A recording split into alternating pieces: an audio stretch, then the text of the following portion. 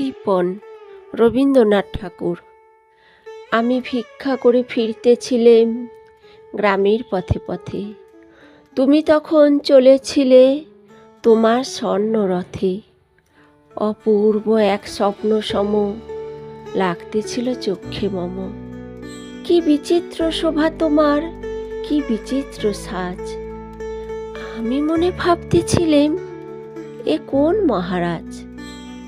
আজি শুভক্ষণে রাত পোহালো, ভেবেছিলেম তবে আজ আমারে দ্বারে দ্বারে ফিরতে নাহি হবে। বাহির হতে নাহি হতে কাহার দেখা পেলেম পথে, চলিতে রথ ধনধান্য ছড়াবে দুই ধারে। মুঠা মুঠা কুড়িয়ে নেব, নেব ভারে ভারে। দেখি সহসা রথ থেমে গেল আমার কাছে এসে।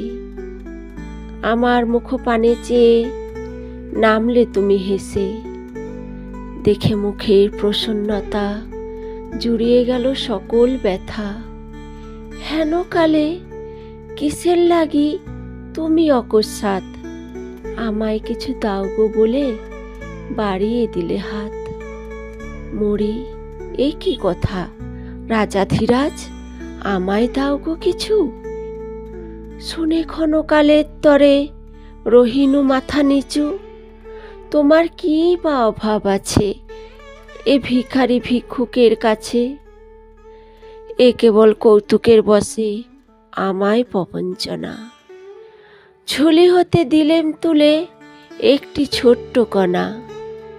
যবে ঘরে আনি পাত্রখানি উজাড় করি, এ কি ভিক্ষা মাঝে একটি ছোট সোনার কণা দেখি। দিলেম যা রাজ ভিখারি রে, স্বর্ণ হয়ে এলো ফিরে।